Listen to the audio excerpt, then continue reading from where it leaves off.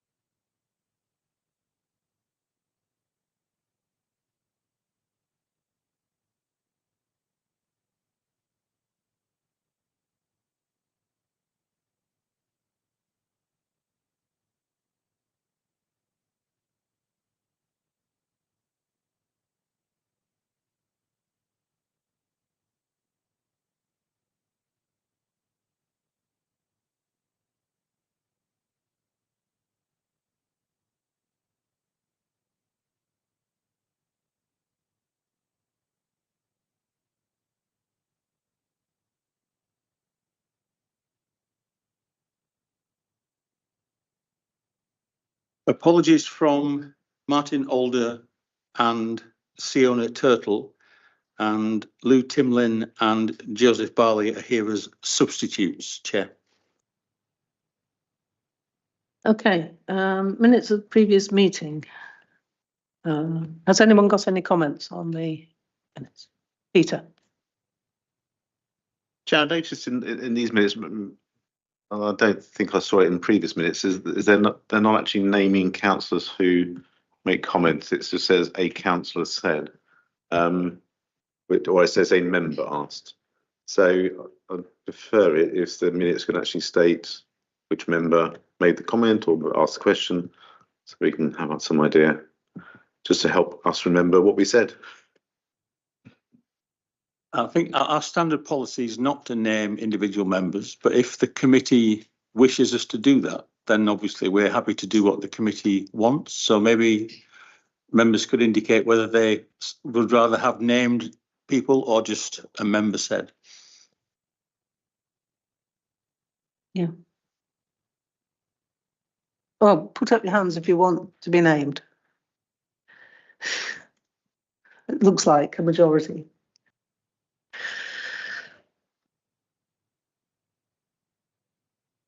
Okay.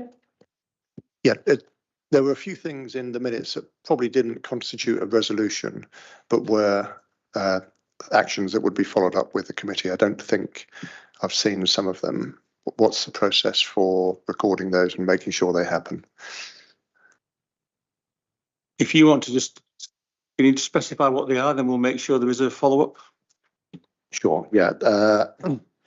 There was a question about the prioritisation within the LC whip, and a question for further information on Pedal and Post, which I know quite a lot about, but I think a member, can't remember who it was, a member asked a question about that as well. I think the others did become resolutions, but those two. Thank you, Neil. Just on that, obviously there's the action tracker at the back of the minutes, so perhaps they were missed out and they should be added to the action tracker. We'll sort it out and make sure it's an accurate record. Any more? Yeah, so just to be clear, they are in the minutes, but they're not. They probably didn't constitute resolutions because they were just an action, but there doesn't seem to be anywhere for actions to be recorded. Yeah, I'll check it and sort it out afterwards. And you're going to put them in the action tracker? If that would be an appropriate place, I will make sure that there is a follow-up, certainly.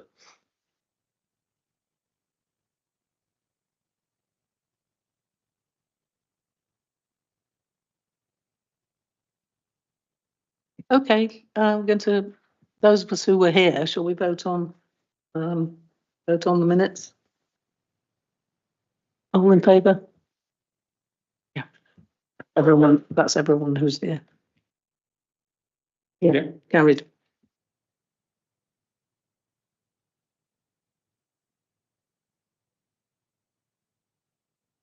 Any declarations of interest? Nope. And any questions? No public questions and no member questions, Chair. Great. Right, so item 24, the first item on the agenda, the CAP, new development actions and the local plan update. So I guess it's Ian. And by the way, thank you very much to the officers for attending the meeting, either online or in person. Thank you. You're very welcome. First of all, I'm going to start with an apology. I've been in consultation events for 2 weeks, so I'm hoping my voice is going to stick with me. But if I squeak or cough a little, I do apologise. But it's slowly on the way out, unfortunately. But thank you for the invitation to tonight's committee. For those who I haven't met, my name's Ian Bellinger. I'm the head of planning policy here. So effectively have overall responsibility for all aspects of planning policy, including the local plan. I'm joined by Una Harron, who's online, who's the Council Sustainability Planning Officer for this item, who is an excellent resource for this authority in terms of sustainability. So I do wish to promote her to you. I've been asked to provide an update on the actions of the Climate Emergency Action Plan regarding new development. As everyone will appreciate, I'm sure new development has the potential to have considerable environmental impacts and a high footprint through various actions, including the consumption of resources, the use of energy and the emission of greenhouse gases. The action plan sets out a number of actions aimed at reducing the impact and minimising the overall cost of reaching carbon neutrality.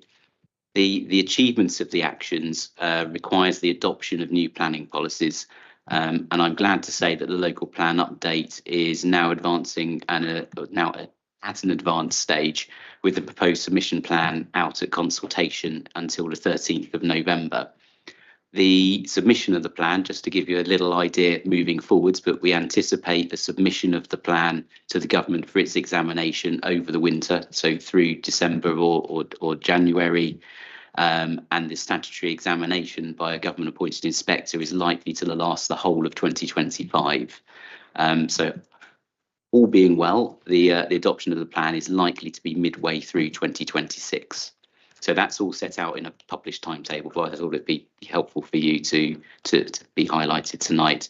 In terms of the plan itself, the plan proposes a spatial strategy which seeks to balance the requirement to take a consideration of national planning policy and constraints, along with the opportunity to reduce unnecessary travel.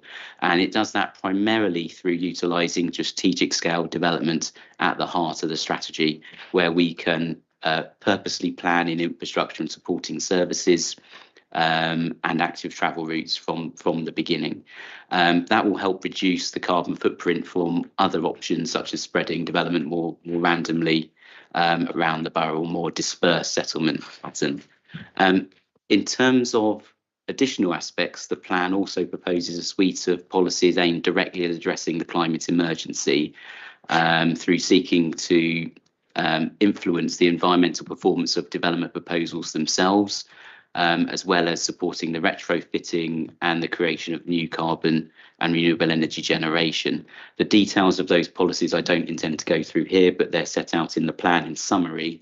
But there is a lot of information provided within the linked supporting topic paper, where you can sort of understand a lot more of the background of the borough, but also a lot more explanation as to why particular policy approaches have been recommended.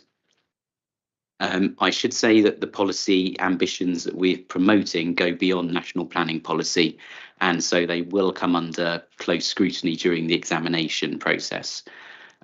We have prepared a range of technical evidence to help promote the plan as best we can through the examination process. And in doing that, we sought to learn lessons from other local authorities and follow best practice. All that information is available on the website. If there's any particular aspect you're interested in, please contact me outside this meeting or Una, and we'll direct you into that as best we can. But having provided that rather sort of brief overview, Una and I would be very happy to assist the committee with any questions they have.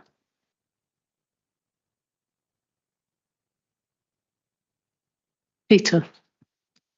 Ian, on in the agenda page 17, it says that the previous government said that we can't set our own kind of standards in terms of to minimise the carbon footprint of new building. Do we think that's going to change? Do we think we're going to be able to beef up standards for new house building? And the second one is, if we can't make them carbon neutral, effectively passive house, which we're not going to do, you're suggesting in the agenda that we will offset by generation on those sites. I mean, is that feasible, practical, realistic? Yes, I'll take it question by question if I may. In terms of the national policy, if I refer to it national policy, it's probably easier with changes of government. But national policy was clarified in December 2023, where the expectation of national policy is that local planning authorities shouldn't have to set local energy standards, but it does leave the door open to enable local authorities to put forward a justified, robust case for doing so. And within that, you have to also show that the viability of development is not unduly affected. So the possibility is actually supported in policy. So although the emphasis is or starts off as you shouldn't have to do this, it does then continue on to say you can, provided you've got a robust justification. The aspect which is different to our policies being proposed in that regard is the written ministerial policy. So the national policy would like any improvement expressed in a typical emission rate format, which if helpful, I'll ask Una to explain, because she's technically far better than I am. But effectively it asks for it to be explained in a technical emission rate terms, whereas we've looked at it as a sort of a whole energy approach to a property, which we think is a better reflective measure and reflective of best practice. The policies we are seeking have been found sound in other local plan examinations, but they were before the December 2023 clarification. So there's not a more recent case, but we do believe there is a good technical reason for putting forward the policies we have done, and we're in a good position to promote them. If the inspector were to disagree through the examination, my anticipation would be that they would ask us to look at modifications to make those policies compliant, so to express them in the typical emission rate format rather than the way we have done. But this is a very evolving section. In terms of the Labour government's proposals, I don't know of any active measures to change that aspect of planning policy. I'm certainly aware of lobbying activity from various groups in terms of the necessity to change that policy to allow local authorities to do what they were doing prior to December 2023. But as of the moment, I haven't got any update in terms of anything I can point you towards from the government. Oh, sorry, and I've got, your second question, sorry, before you remind me. In terms of offsetting, obviously, at first principles, we hope not to have to offset, in that we'd prefer development to achieve the zero carbon approach in the first place. Where necessary, again, plans have been in the past been allowed to set a offsetting contribution, which can then be used to improve other measures to reduce climate, so put it towards retrofitting or tree planting or other actions. The London plan being an example of that, I think, as well as I think Reading Borough Council's current policies do that. So there have been examples of that, but it is a fallback position. So arguably you don't really want to have the money coming in through that route because you want buildings to be zero carbon effectively in the first instance.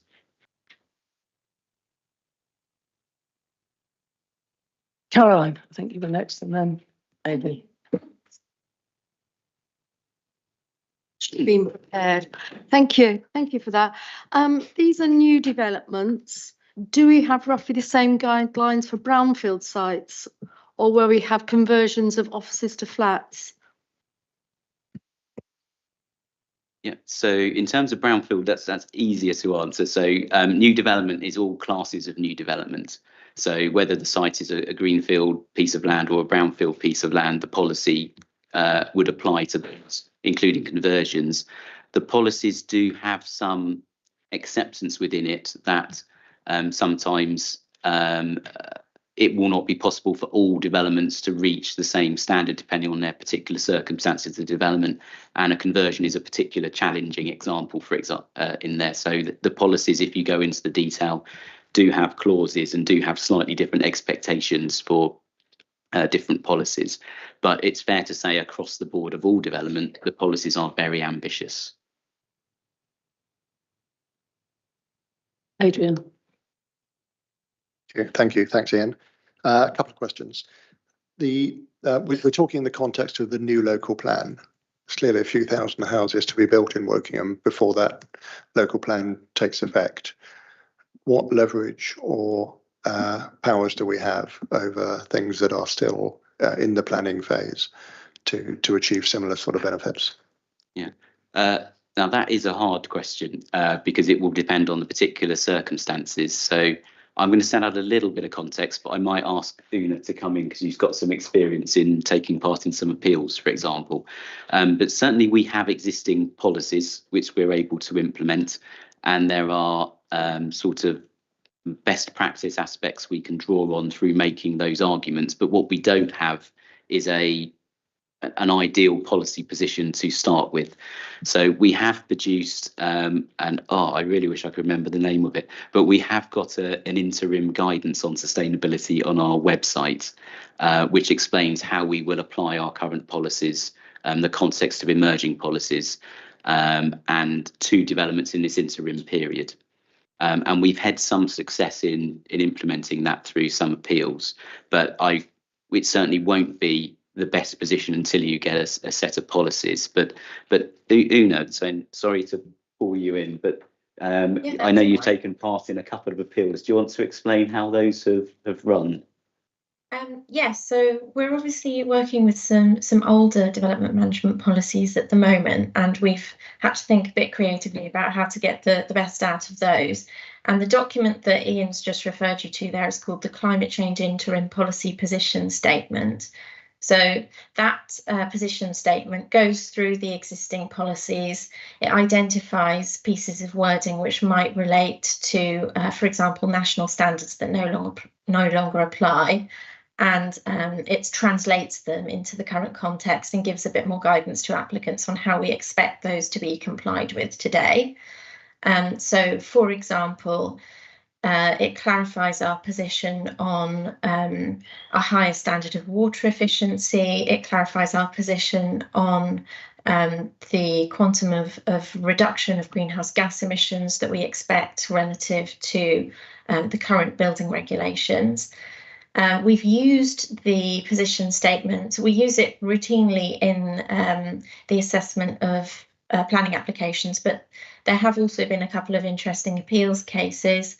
There have been two where the quantum of whole life emissions, so that's emissions that arise from constructing the development as well as operating it, have come into play where we have successfully resisted development that we felt had not sufficiently considered its impact in terms of its embodied carbon, for example, and we were able to explain that at the appeals sufficiently that our decision was upheld. So one of the examples I can think of was specifically we didn't have enough evidence from an applicant that they had a good reason to do a large excavation for a basement, which would then be retained with concrete, which produces quite a large amount of embodied carbon.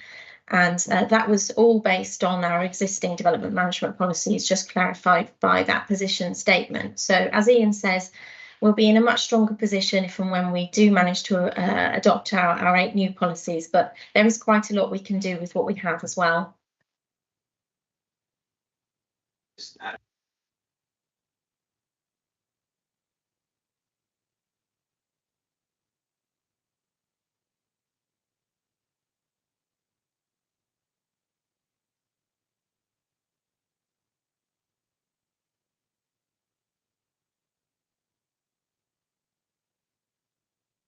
I'm sorry, if there's a follow-up there, I'm afraid I'm unable to hear it. Oh, if the mic's not switched on. Yeah, sorry, Una. I turned my mic off while I was praising you. But no, sorry, just for Una's benefit, I was I said the fact we have a post which Una has in play within the authority is an extremely positive resource within the development management process, within the appeal process. If the authority does want to be ambitious, does want to challenge developments to make them as best we can, then we need the technical expertise, and we're very fortunate to have someone of Una's capability and the post to enable her to be employed by us. So those victories that she's talking about are because we have a good structure and a good resource to enable us to do that. Thank you. And my second question, development, I think, is the greatest opportunity for us to influence the future in terms of CO2 emissions, both in terms of the spatial development plan and the type of dwellings that we build. But to what extent do we expect developers to challenge the standards on the basis probably of viability or any other means? And what sort of compromises are we asking them to make in terms of the various contributions they need to make towards sustainability? The first part of that is very easy. I would expect, or my experience shows, that any cost to a development when you're going through preparing a local plan will be challenged. Every cost is unreasonable. Everything is not viable, will come in from the development industry. That's possibly a little unfair to some, but a development industry will generally say there's a viability issue for delivering affordable housing, for delivering better design quality, for delivering climate impact. We have gone through a process of very carefully looking at our technical evidence base, explaining why these are the right solutions in our opinion, and we've tested the viability impact of those solutions on the local plan as a whole, alongside all the other infrastructure asks.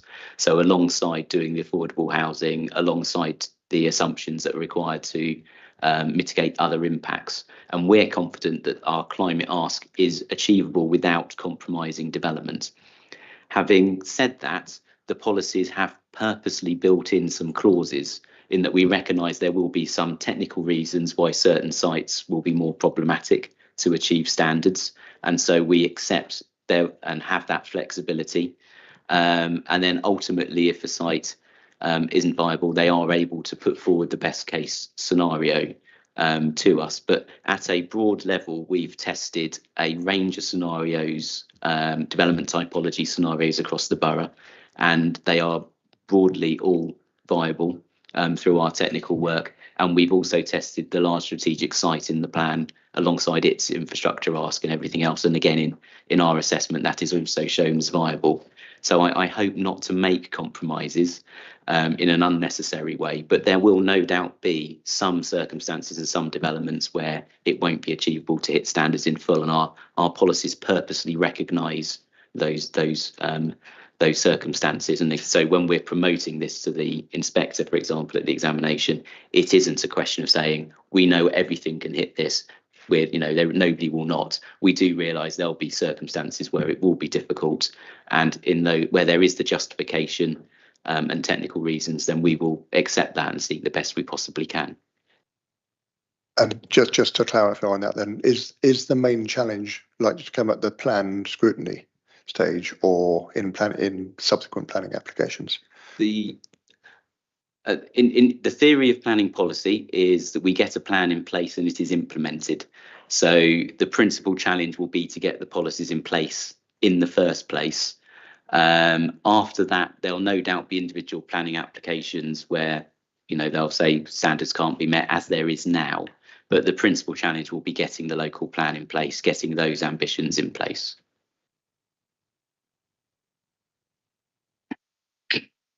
Moses? I have a few questions on the climate emergency policy on the LPU. Yes, I read the LPU with some keen interest, not because I'm a climate enthusiast, but it's a topic of interest to me. So I want on page 16, talking about supporting a circular economy. How would a circular economy for a new development look like? Because the word circular economy looks to me a broad term. I can take that one if that's helpful, Ian. Oh, perfect. Go for it, Una. Yes, so what we're keen to do with this suite of policies is to cover all of the climate impacts of new development. And that means thinking about, as I was just kind of talking about, the embodied impacts as well as the operational ones. So what we're proposing is that we will generally support a development which can show that it's thought about circular economy principles from the start, and there's a demonstrable piece of evidence to show how that has influenced the design process.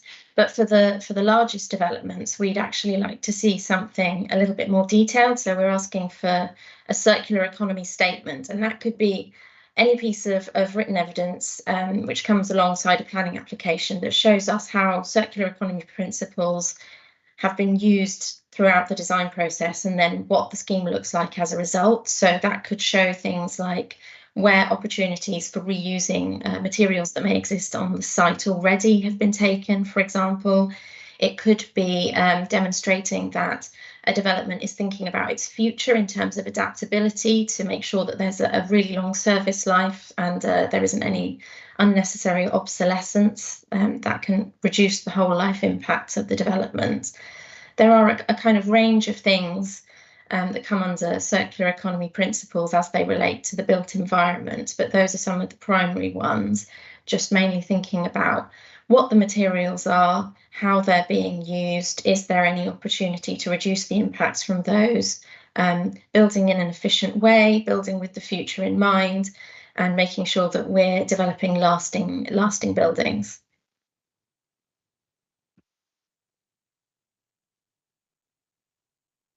I have another follow-up question because you mentioned embodied carbon. So at the moment, typical residential development uses bricks and blocks. So what is envisaged with the sort of constructional material you will use to change the embodied carbon? If the material for construction is essentially the same, how do you change the embodied carbon without changing the material for construction? The consideration of the materials for construction is a big part of making sure that embodied carbon has been thought about. In the first instance, what we're asking for is that developers try to reflect on and quantify the embodied carbon. We're not proposing any limits on it at the moment, although there are some plans and some industry standards, such as the REBA 2030 challenge, which do propose a limit in terms of kilograms of carbon dioxide equivalent per metre squared of building. And we're not proposing any kind of limit. What we're asking for is that there's a demonstration that it has been considered. So the appeal example I gave earlier, we weren't happy that it had been considered adequately because we couldn't see why there was a need to excavate a large volume of material. That generates a lot of embodied carbon because there's the machinery involved in the excavation, there's carbon emissions that arise when carbon dioxide that's been fixed in the soil that's excavated is released. And then there's all of the carbon that's associated with putting in concrete retaining structures, steel retaining structures. All of that stuff is kind of big ticket carbon items. So we're certainly not looking to say you must stop building with certain materials.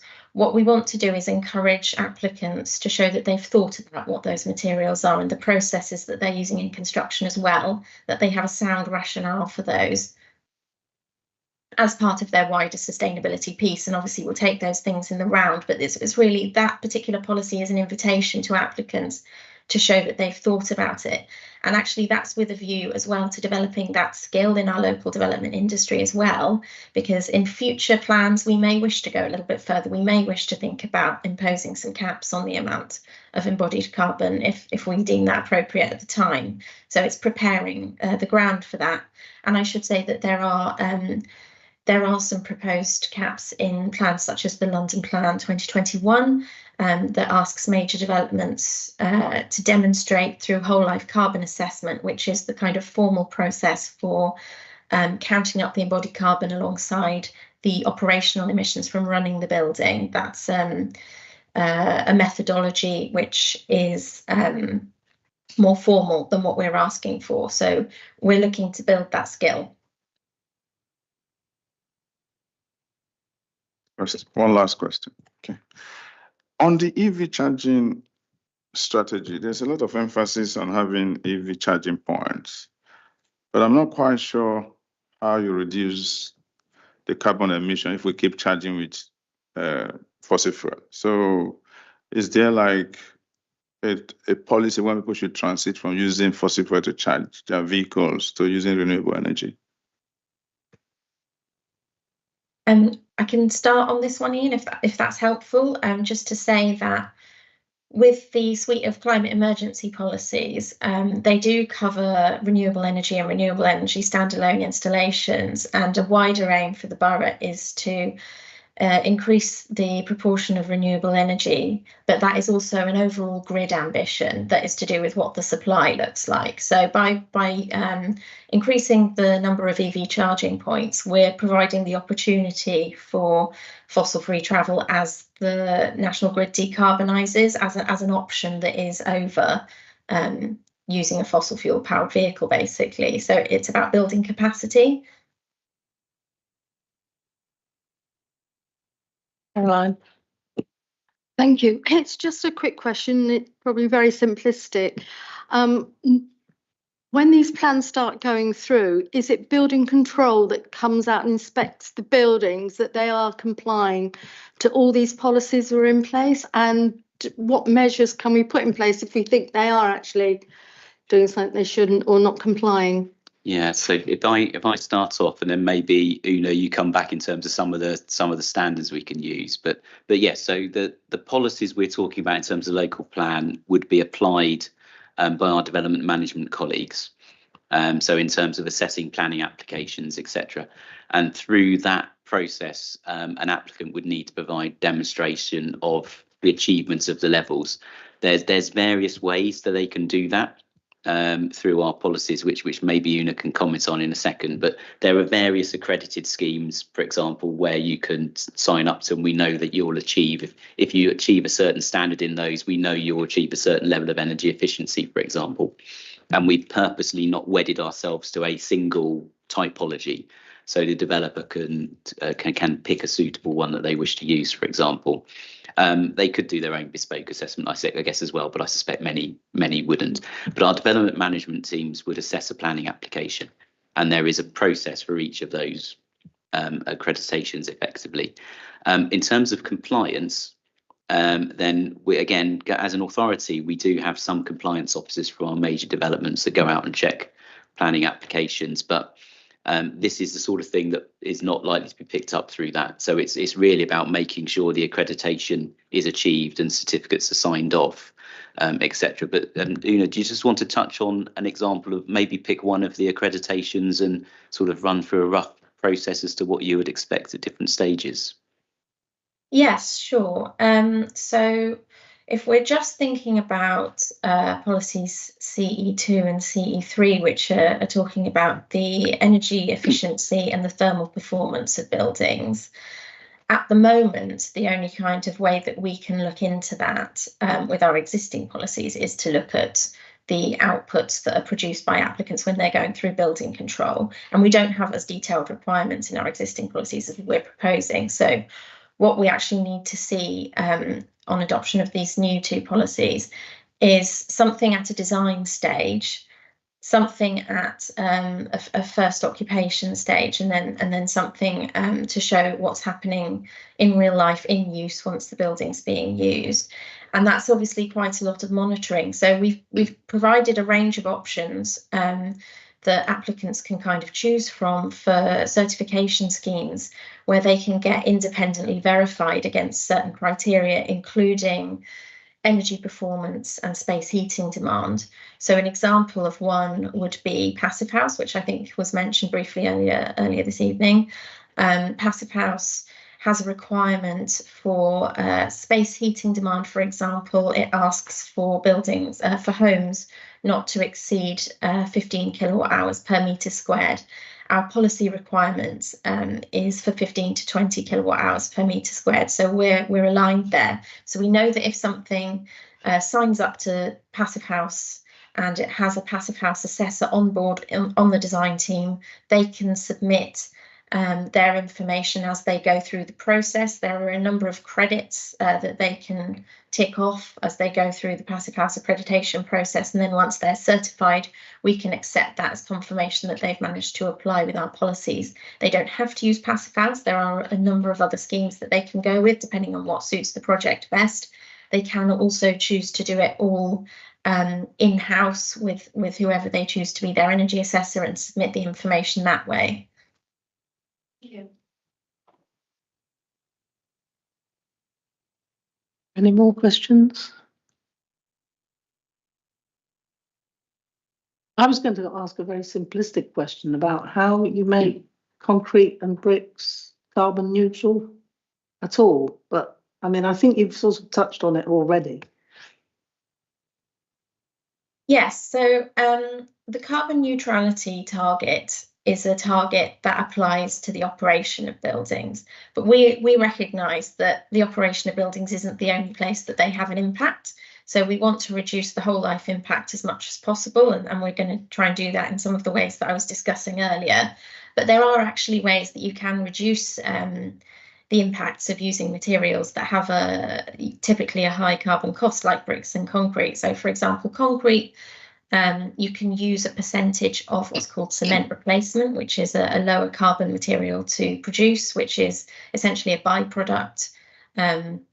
With bricks, you can think about where you're sourcing them is a really big deal, because a lot of the impacts in bricks come from transport, but also the type of kiln that's used in firing them. There are now places using electric kilns, which have, as the grid decarbonises, they'll have a progressively lower carbon impact associated with them. These are all kind of conscious decisions that a design team can make, and they can factor in what they want to prioritise. Thank you. So I have a question about what's in the plan as opposed the CAP as opposed to what's in the development plan, or a couple of questions actually. I notice in the CAP most of these actions are marked as amber, and I'm guessing that's because the LPU is still not approved, but I'd be interested in an explanation for why what looks on the face of it to be quite a good plan for this we're treating as amber. That's the first question. I believe it's amber because the local plan is still going through the process. So I believe that's the only reason it is amber. So there are risks and a process that needs to be run through. So it's not entirely in our control, so to speak. But certainly all the actions we need to take to achieve that outcome that we can have taken to date are on track and have happened. So in that respect, our actions are green. But in terms of the ultimate goal, there is a fair distance still to go. Yeah, okay. So we had quite a lengthy discussion about what means amber, what means green, and why at the last meeting. So we'll rehearse all that again. But okay, so if that's the case, so we've done what we intended to do, maybe arguably a few months later, but we've done what we intended to do. It's now in other people's hands and would turn green. Is that the assumption that it will turn green if the LPU is approved? Around the minister's statement that came out, which is one of the other reasons that it was amber and not green, because of the impact that potentially will have on the plan. That we might be deemed to be over-egging it and not allowed to do it. I guess, so not wishing to interject too much, but I guess you could say it's green from our actions, but there are risks. And there's the question about whether it is green with risks or whether it's amber because there are risks. But I think this kind of feeds into that bigger focus on the RAG status, which is being looked at as part of the CAP update for the 6th progress report, that we need a bit more clarity on those RAGs, hearing the comments from previous meetings. Yeah, thank you. And the other question was just to understand, with an additional, is it 750 houses a year at the moment, potentially more in the future, that obviously has an impact on the overall CO2 emissions. How are we managing that in terms of our tracking of kilotons of CO2 equivalent, as opposed to just tracking the actions?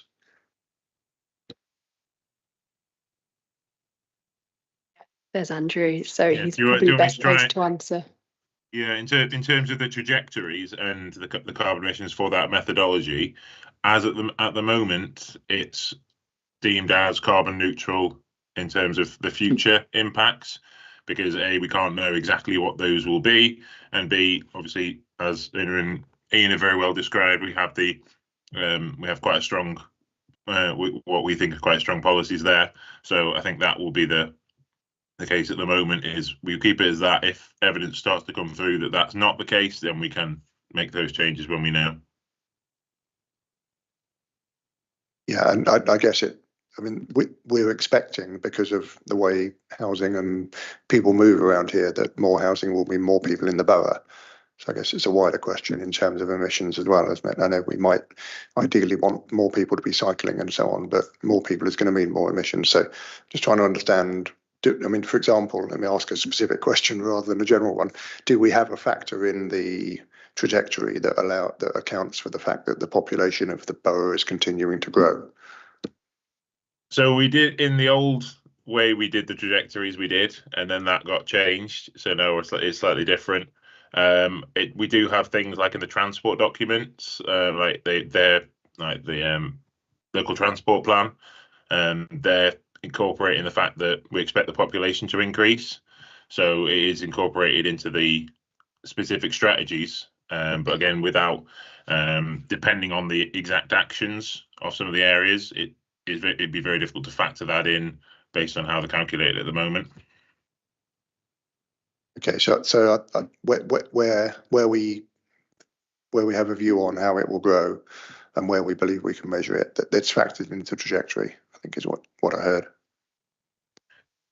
Well, I'd say that they're factored into the individual strategies more so than the CEAP itself, because without having the data, we're very reliant on the data with the CEAP. We're following the government figures, so unless they incorporated them in their way, then we can't do it ourselves. Yeah, I don't have a strong feeling on which of those alternatives would be right. Just trying to understand what we're looking at when we look at the trajectory. So is the trajectory baselined effectively on the current population, current number of dwellings then? Yeah, so as in terms of the number of dwellings, yes, it's like I say, it's based on the current emissions data from the government, well, backdated as we know, but it's based on that data and based on what the actions we would need to take to reduce those emissions. It's not possible with the data we've got at the moment to estimate beyond that in terms of the population increase and the effect that would have on every single individual area. Yeah, that's fine. Thank you.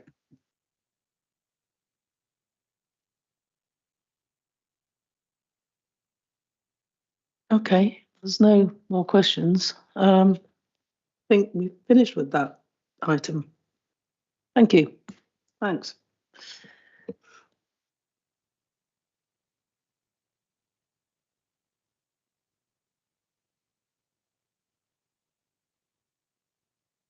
Okay, item 25, CEAP retrofitting domestic and commercial. Mary. Yeah, thank you. So as mentioned in the report, 35% of the borough's carbon savings up to 2030 are attributed to the retrofit actions. So this is the second highest carbon saving within the CEAP, with transport being the highest, which we discussed at the last overview in Scrutiny. So within that retrofit section, private homes make up over 80% of the carbon savings. So we recognise this is a really important area to focus on. In addition, we recognise the important role that councils play where we have direct control. So the delivery of retrofit actions are the responsibility of a range of teams across the council, and officers are all involved. So we have officers from housing, from property, from energy and from climate emergency. So we work together and we have regular catch-ups as part of the CEAP monitoring process to understand the progress, the challenges and the opportunities in these areas. Tonight we have Rodney, Head of Property Management, and we've got Suk on the line, the Strategic Asset Manager of our social housing, as well as myself, Climate Emergency Service Manager. So that's really, that's my introduction. So over to you if you've got any questions or comments tonight.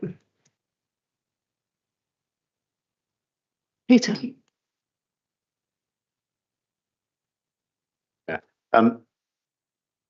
My focus is going to be on private housing. So on page 21, talks about 75% of homes to be EPC C rating or above, and there's in brackets 18,900 homes.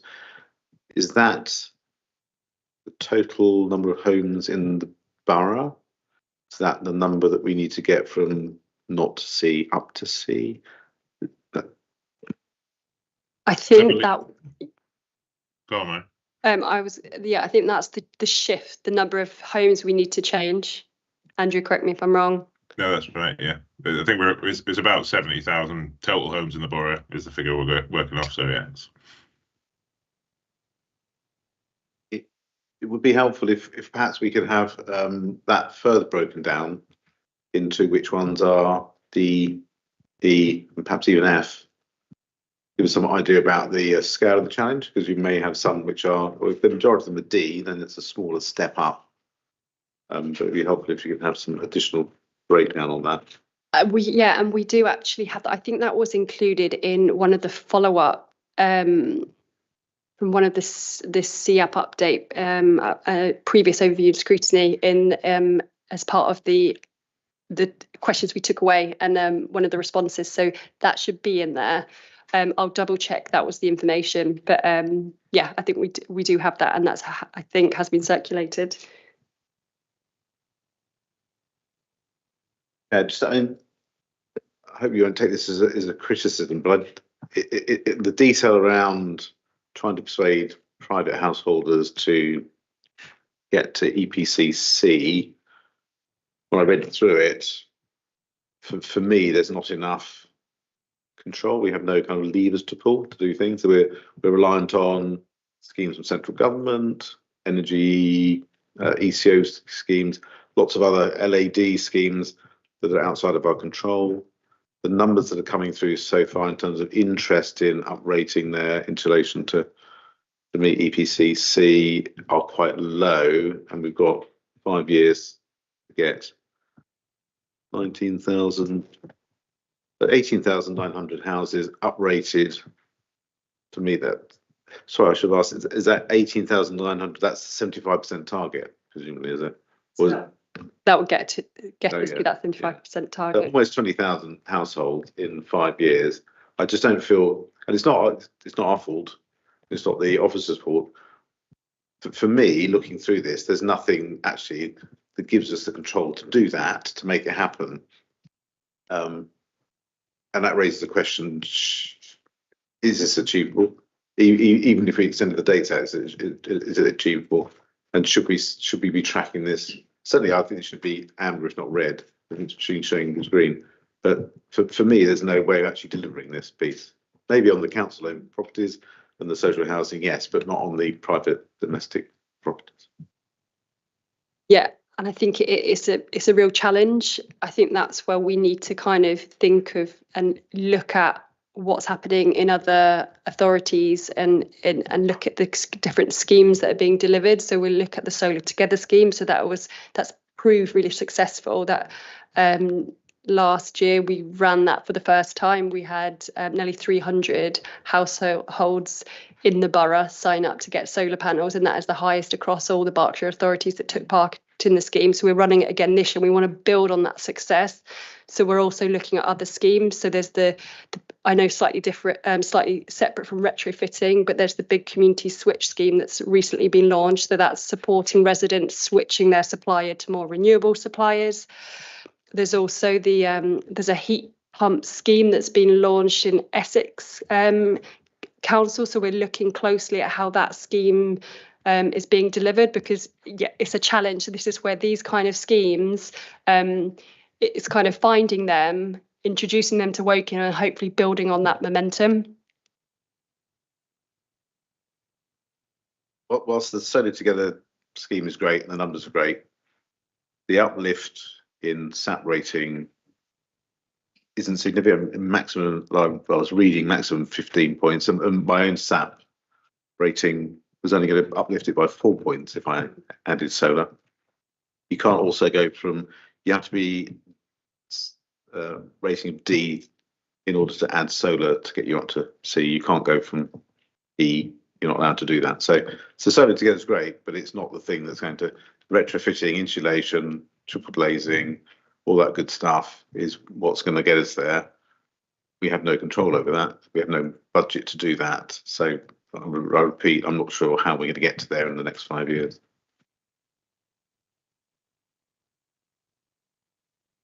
Yeah, and I think that's it is. I think that kind of can feed into as we look at the CUP again for next year and some of these targets where if they are, I mean, the CUP was always very ambitious. We recognise that 2030 target is very ambitious, but that ambition is there to kind of highlight that urgency that we need to look at this and we need to push ourselves and look at the different ways that we can try and influence. But it might be one target that we look at.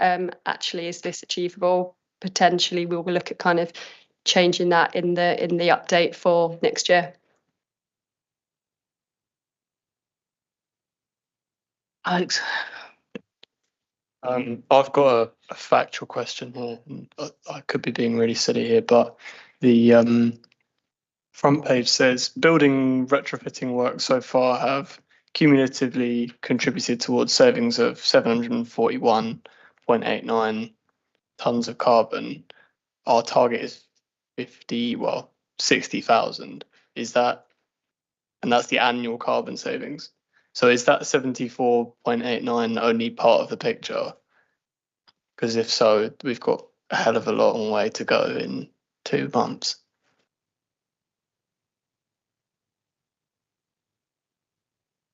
Sorry. 2 months. Well, yeah, I mean, yeah, the annual carbon is I'm trying to understand what the 741.89 tons is and what the 59,000 tons is. What does that actually refer to? What do each of those numbers refer to specifically? Sure, yeah. So the in the full CAP, the 59,000, I can't remember the exact figure, is everything's the annual savings, and that's probably the one. I think if you're referring to the whole 18,900 homes change, so that's the annual figure for that year, and the 700 one is based on individual actions under that, which have been delivered, as we've mentioned, some like the LAD schemes. So yeah, that is only a very small part of that, and as Mary is explaining, we want to do a lot more, and we are reviewing that, like based on lots of changes and stuff. We will review that, and like I say, I think if you're referring to the 2 months in terms of if the 2025 is mentioned, we will need to review that. But yes, in terms of the long-term goal by 2030, that is the annual figure, 59,001. So to follow up on that, is there a sort of, I guess my sort of broad general question is, of that 59,000 target, how much have we achieved so far, and in how long? And at the current rate, when are we going to meet that target, I suppose? Because I know that I asked a similar question about the graph on the very first page of the Climate Emergency Action Plan, about essentially at what point in what year are we going to reach our target? And it's great that you've added that in now in the graph at the very start, but breaking that down into each of the individual sections, so we can say in transport we're ahead of the curve, maybe in this area we're behind, to be able to track our progress in the various areas. Are we kind of ahead of the curve or behind the curve on this issue? So that's the problem with the data. We don't have the level of data. We'd love to be able to do that. And we are looking at potentially improving that in a number of areas for the next report, because more data is coming out now, especially in areas like transport, in terms of like local data and stuff as well. So that is very helpful. Hopefully we will be able to do that for the next one. But at the moment, for the homes one, we don't really have that data. As I say, it's improved slightly in terms of the one that Mary was referring to in the previous meeting, but we can't look at like where we are exactly in every change that's been done, because those changes aren't documented. People can be putting their own solar panels in place and things like they've changed their own EPC ratings, but unless they then try to sell their house or something, there's no obligation for them to update that record. So we don't have the level of data to show everything that's changed in that year. So that 700 figure, exactly, I don't know exactly what it is, that's just a sample of the data that we are able to collect based on the work we've done. We expect there is a lot more, but as you and the previous questions have pointed out, we do think we need to do a lot more as well to get to that total target based on the scale of the challenge. Okay, so I guess an even more broad question, which, yeah, I suppose my question is, based on the information that you do have available to you,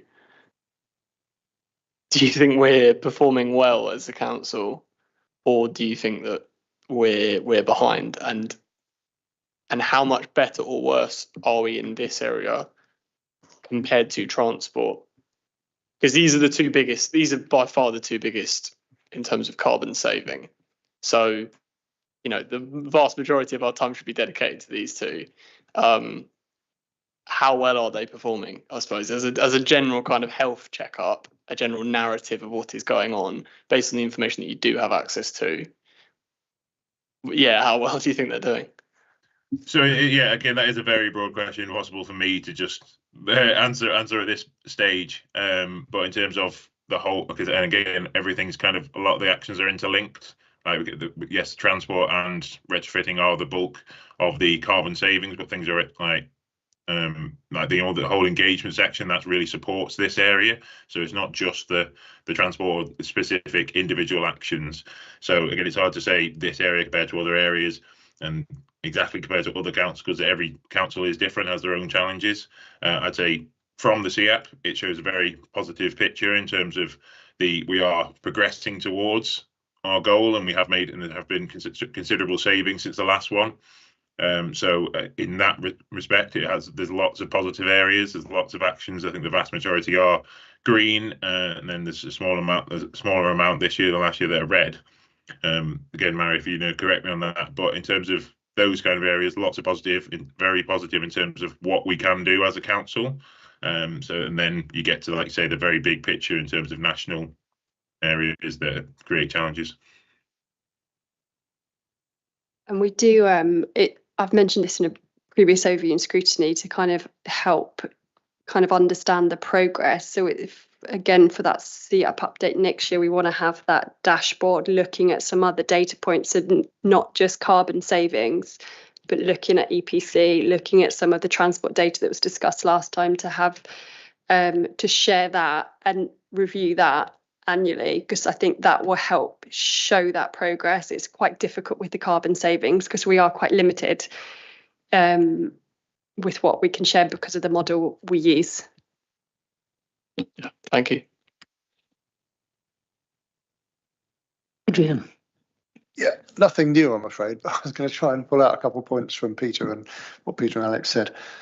In the plan itself, action 3.4 is the biggest action of all in terms of CO2 savings. And clearly, because it's largely reliant on private householders spending their own money to support us, it's not outside of our influence, but it's absolutely outside of our control. But given the significance of it, and in this retrofitting section, it's over 90% of the total saving we're trying to make.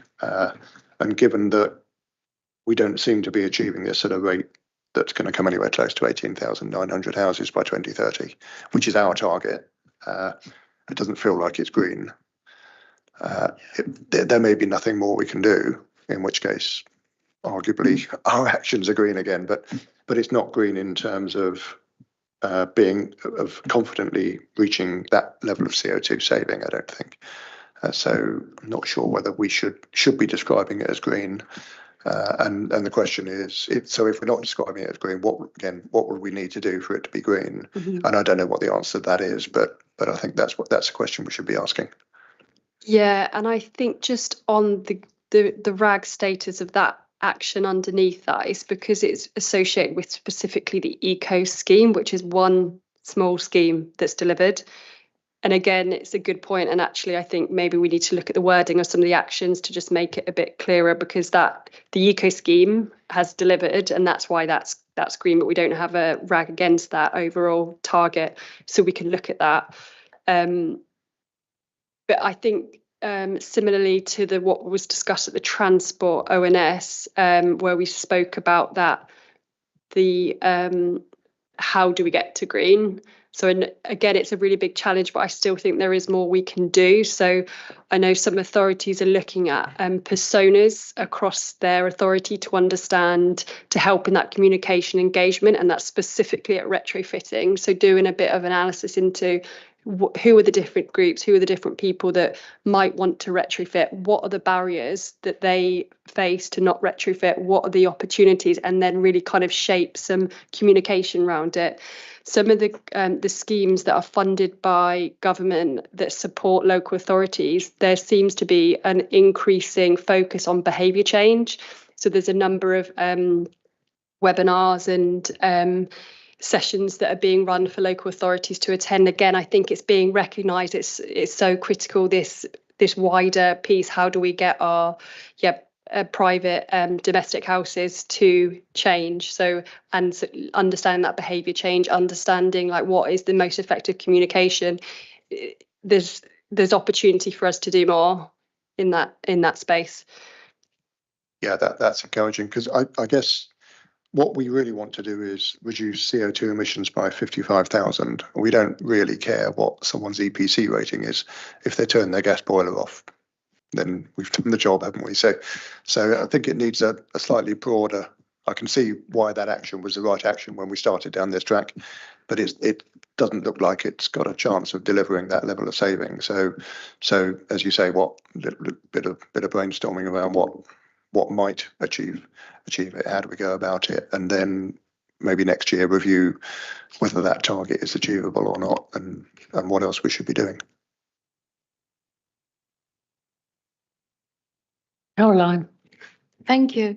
We've discussed private households. Have we progressed very far with commercial properties in getting them to reduce their carbon emissions? I presume you're referring to our own commercial properties.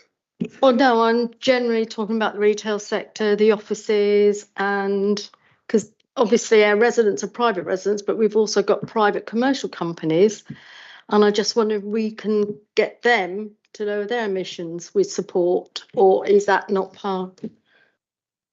Thank you.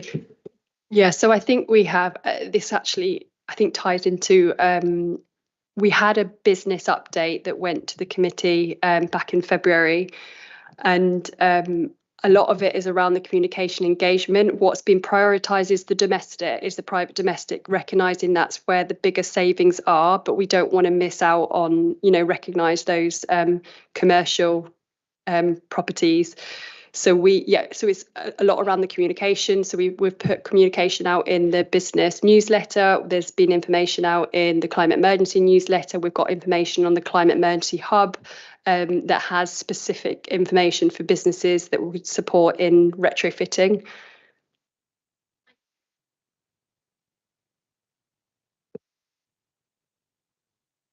Moses. It's a bit of a budget question. On page 21 of the agenda item, it refers to Labour's manifesto committing to 6.6 billion to support investment in insulation as well as solar panels. Was that figure contained in the recent budget? And if it's not, how is that likely to affect what the council plans to do? So that was taken from the manifesto commitment. I think what was committed in the budget was smaller, but I think that we need to look at that and understand what that means. I think that we can still see there's that commitment at that national level, but I think we're still kind of waiting to see what that kind of looks like and the impact that will have on local authorities. Page 28. It refers to a figure of about 1.8 million kilowatt hour. Is that per annum or what is that? I could double check, but I believe that is per annum, yeah. Is that per annum?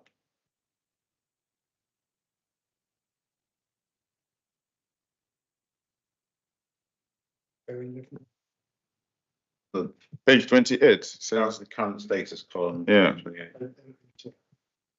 so it's 1.8 million kilowatt hour. Is that generated per annum or over a number of years? Yeah, so that is per annum. That's the estimate per annum.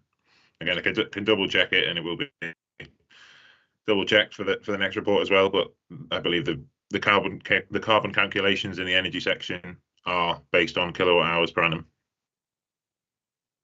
Well, I don't think this is, sorry, I don't think it's a carbon stuff. This is energy generation, I think.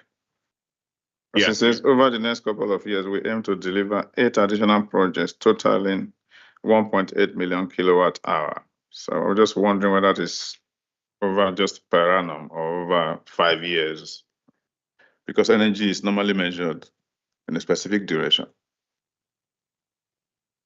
Yeah, Yeah, I so think- it's kilowatt hours is the way it's done in the carbon calculations for emissions factors. So that's why we try and use that for the plan. And yeah, I think it is per annum, but we can double check that.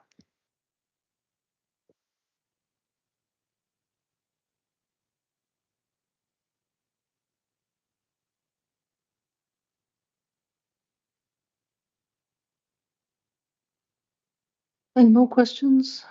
Anybody? Nope. Okay, well, it looks as if we've asked all those. Oh, have we got Katrine? Sorry, I haven't got my glasses on. Katrine? Sorry, and I had to upstairs, the baby's ill. So apologies, I disappeared for a moment.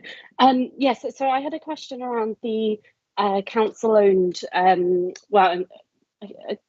there may be breakdowns of this, but the council-owned housing stock, because a lot of what we were discussing around the private housing is very understandably outside of the council's control.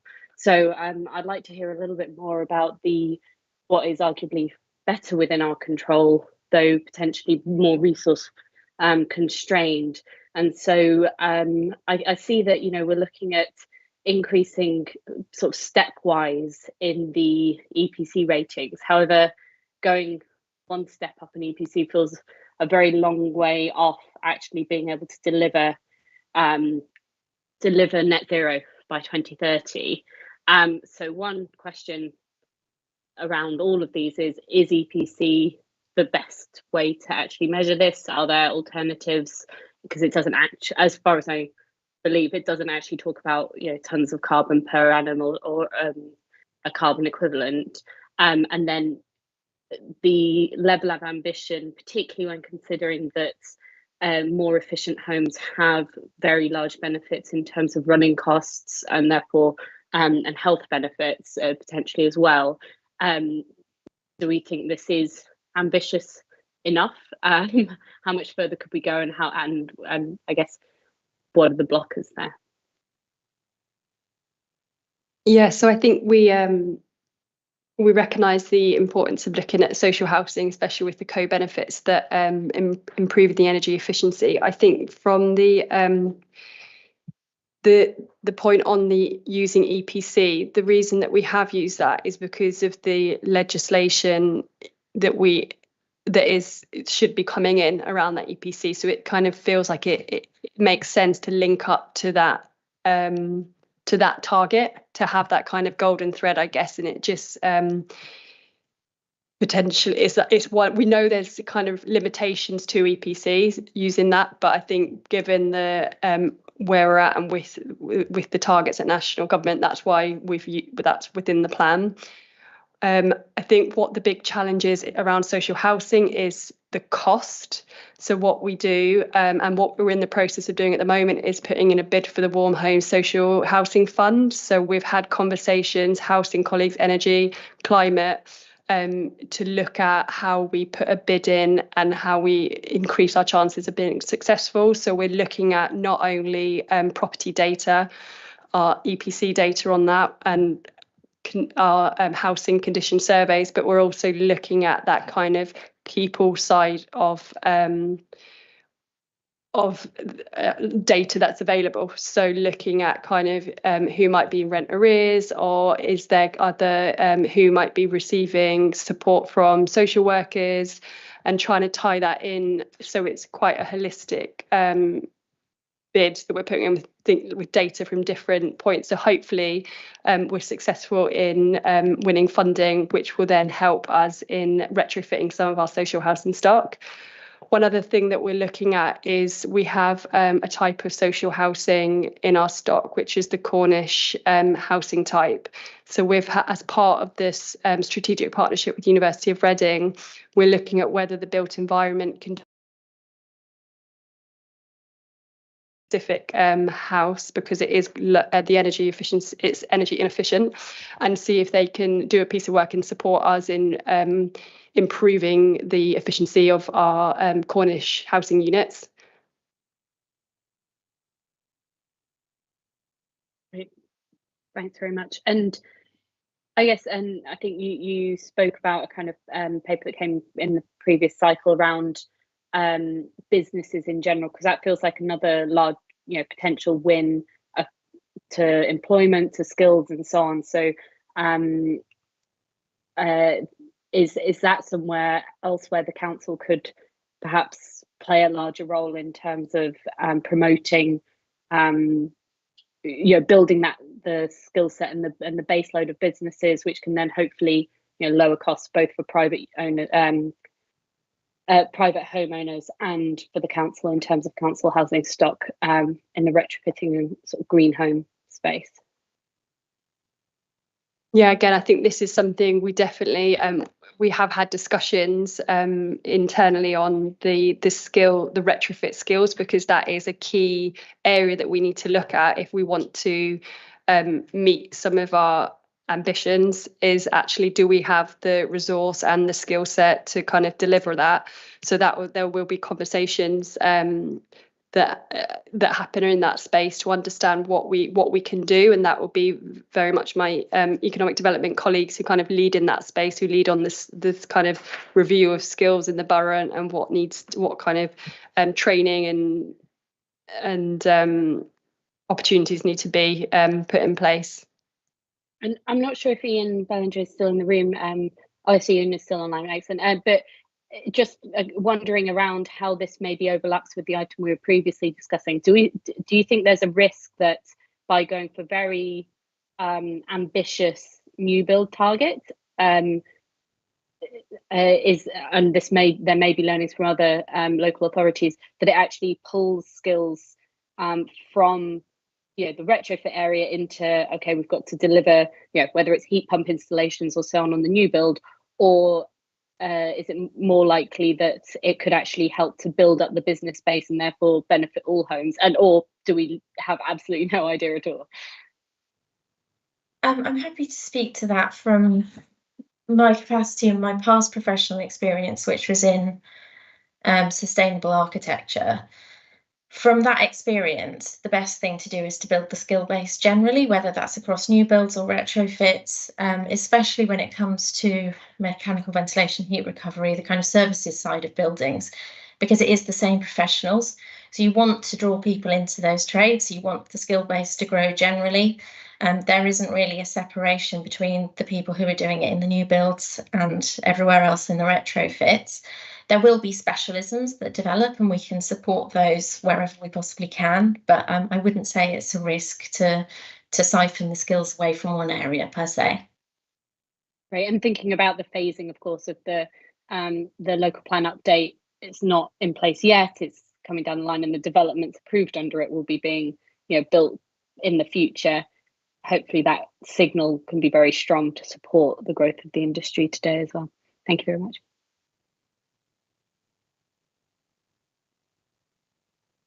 Alex. Sorry, I didn't think I had any more questions on this, but the agenda doesn't include 3.4.4. It only goes up to 0.3. And I've only just realised this is also to do with retrofitting, which is a street lighting project. Am I allowed to talk about this in this meeting? We haven't got any highways officers here, and we took out the street lighting because it was focused on the domestic and commercial, the report. So there is a street lighting action within the retrofitting, but that was taken out because to focus on the property side of things. But it's, I mean, we can take the question away. The question I have is a property question. I've got a resident who lives in Woodley right next to a lamppost, and she has real difficulties getting to sleep. And I know this is not a climate issue, but it is related. She has real difficulties getting to sleep because the light comes in through her curtains. She's even installed blackout curtains, and she wears an eye mask, and apparently it's still really difficult for her to get to sleep. I know because I've got a mate who lives in some village in Surrey, and they have remote control, like motion sensor ones where they light up when somebody walks past or walks near it, and that is part of the plan to introduce that into Wokingham Borough. I just wondered what the progress on that was, and yeah, I just wondered what the progress on that was, because aside from that one resident being sleeping situation being improved, it would also be a massive reduction in CO2 emissions from street lighting perspective. We can take that away and speak to highways colleagues to provide a response. All right, fab, thank you. I'll just dive in on that. Having lived near a motion controlled light, they're much worse for waking you up at 3 o'clock in the morning than a constant light. So I do hope we're not going to have motion lights within the borough, because you'll get so many complaints.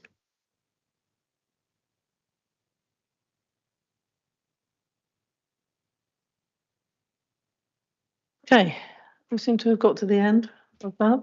Thank you very much for answering the questions, giving us all the information.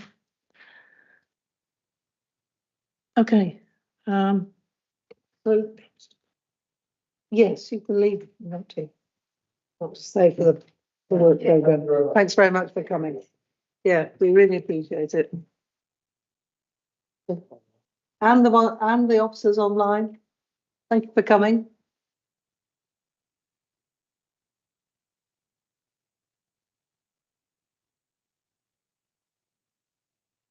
This is where I've been mentioning that we're not going to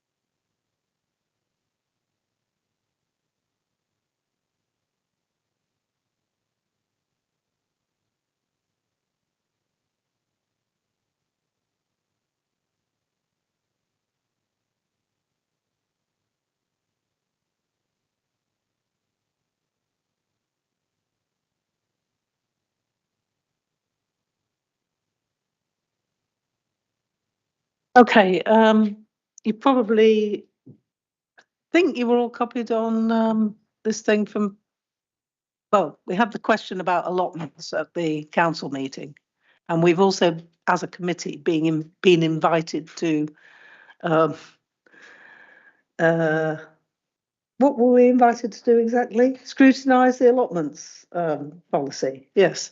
So a member of the public put a question to council, and has also done a freedom of information request and regarding the provision of allotments within the local plan update.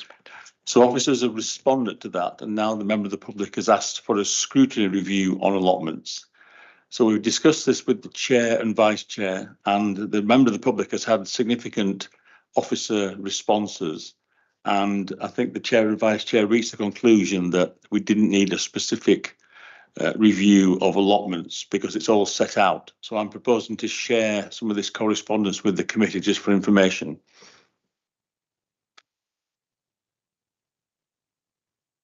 Yes, we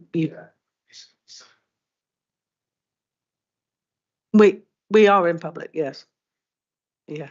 So we think at the moment that it's all, I mean, the person that asked the question and did the freedom of information request, he's been provided with a lot of information, and at the moment it doesn't need. And maybe we'll look at it. What I must have written something down about this. I think we did think we'd look at it in the future, didn't we? So I'm proposing that I would share some information with the committee and then we would monitor the situation going forwards. But there has been a significant amount of responses provided for the questionnaire. You know, also queried whether we were the best people to do it anyway, to be honest. It's not really climate emergency. I don't know, it's climate related. I sort of feel like there's, I mean, we definitely can't do it now because we don't have the sort of information that the resident has received to scrutinise, or all of it. I don't know, it might be worth revisiting in another meeting.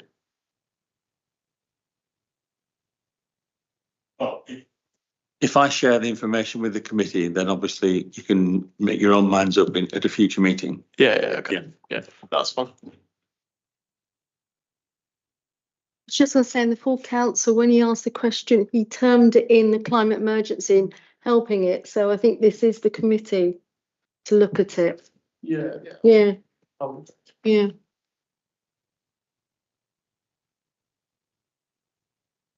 Exactly.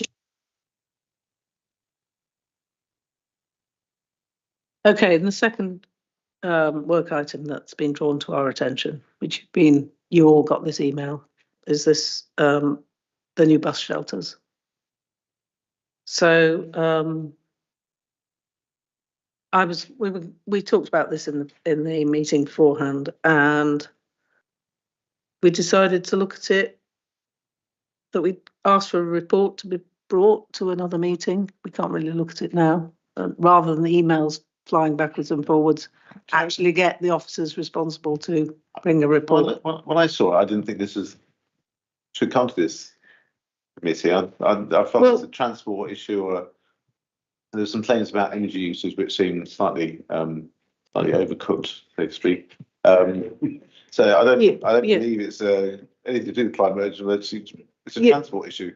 Yeah. I mean, I agree with you, except I think there's a wider issue around the advertising, which is that, you know, we should perhaps look at an advertising policy on, you know, not accepting advertisements for fossil fuels and stuff like that. So there is that side of it, but also just simply to clear this item by having a report brought to this committee just seemed to, I mean, whether or not they're right about the energy, you know, I suspect that with solar panel on top, it's not going to, you know, it's going to be self-sustaining. So, you know, yeah. Just as a more general point, because to me that did seem like something that would be discussed on the climate committee. What does come within the remits of this, and what ends up elsewhere? Just about everything, but yeah, but that's kind of my point, isn't it? I did, because the resident made a point about the sustainability of that particular policy.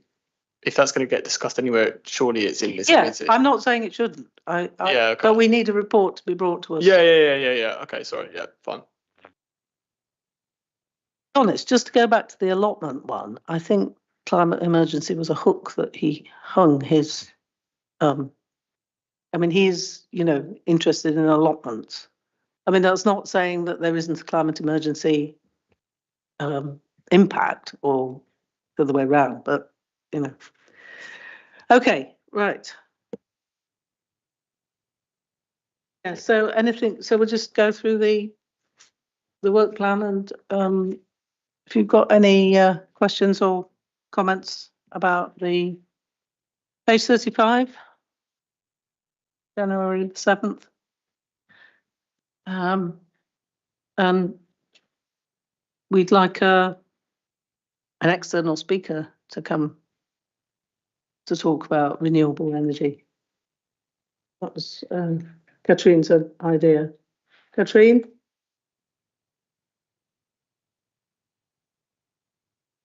Sorry, sick baby. Yeah, so sorry. No. So this was in relation to the renewable energy theme One area that is in the CEAP and where the council, I believe, has much more progress that could be made is around the community energy aspect, and there's a number of initiatives in the broader region that have supported community energy with an active role for the local authority. So suggested that if possible, whether an appropriate external speaker could be found, or we can ask the officers for an update on that particular item. But I'd personally quite welcome some external insights, particularly with the angle of what have other local authorities done and what can we learn from them in that area.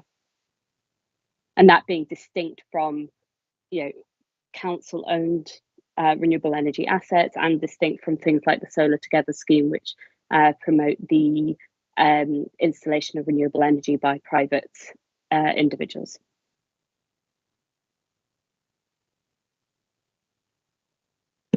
Okay, page 36. So this is to finish up on deep diving into the CEAP.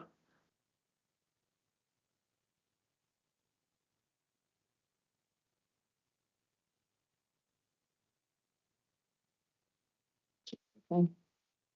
Interesting on the waste and recycling. I think a few weeks ago there was a report that energy waste to energy is the most carbon intensive energy production. So it'd be interesting to see what our current details are in terms of how much of our waste does go to energy, how we might be reducing that, etc. So Yeah, I think I saw that as well.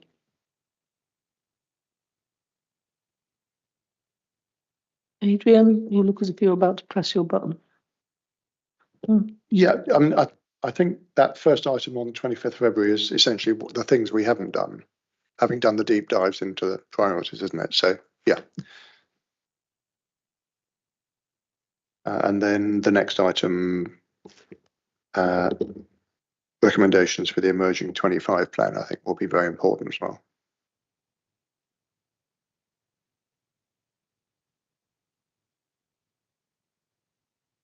Okay, the action tracker. Anyone got any comments on that?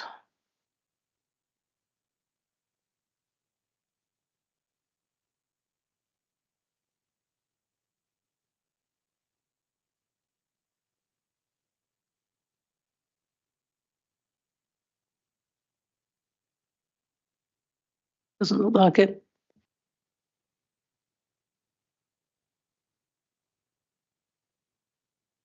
Well, I think that's it. Thank you very much. Thanks for coming. Seem to have done it within 1.5 hours. Meeting is closed.